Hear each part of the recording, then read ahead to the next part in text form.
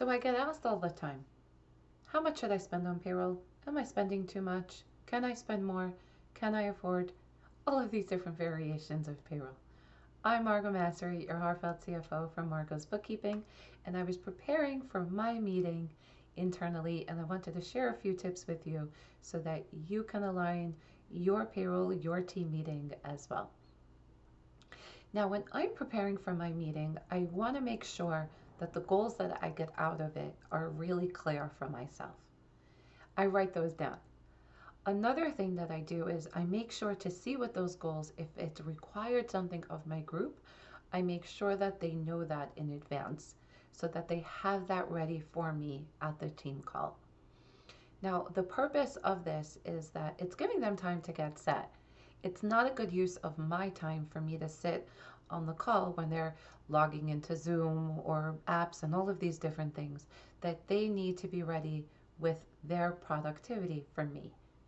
Now, it gives me a chance to dive deeper quicker with them and also take advantage of the time best possible.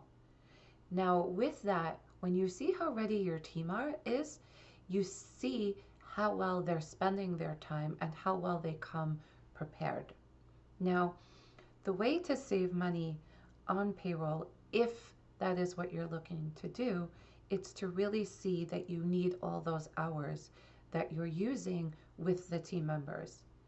By default, people hire full-time because they think they need full-time, that they need help all the time. But if you're efficient with your processes, it could be that you need part-time instead, and you may go down to 20, 30 hours a week or 15 to 20 hours in that type of area to play with that.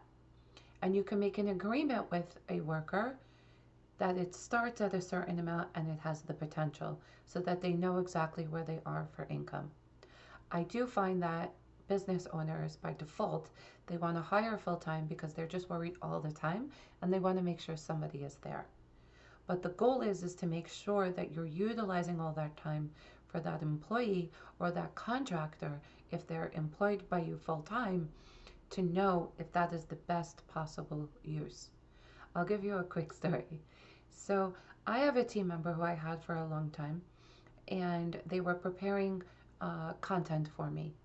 And now that I'm doing content in a different way, I don't need them for as many hours, but they've become dependent on me for that income.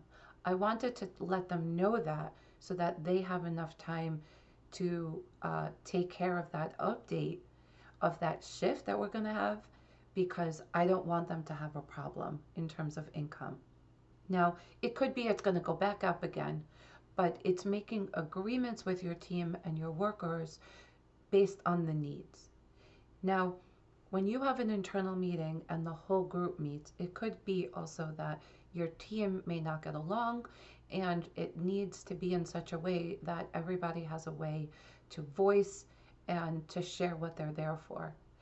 And in that sense, you prepare a document in advance that everybody has to put what they're up to so that when it comes to the call, they know where they are, where they want to be, and how you can address the problems so that they can move forward on their goals and their projects that they're working on. Now, throughout all these different variations, you're going to see that sometimes there's too many hours, sometimes there's too little. You can shift hours from one person to the next, and all of those different things. And these are activities that help you create the actions to monitor your hours that you're giving to your group, make sure that they're utilized, and also you may not need all these extra apps if your team is taking care of what they need. I was finding recently this past week certain apps that I was using that was replacing certain things that workers were doing, so I had to make decisions, either the app or the worker, because it was redundant and it really wasn't flowing. It didn't complement. At a time it did, but things shifted. So depending on your process and depending on your business, when things shift, it's to reevaluate. So I hope these tips helped you. If you want to help, if you want my help with anything further, if you have questions, please feel free to reply to this message. And also let me know what you thought, what your takeaways were, what you would like to see more, so that we can help you further. I hope to talk to you soon, and I hope you enjoyed this video.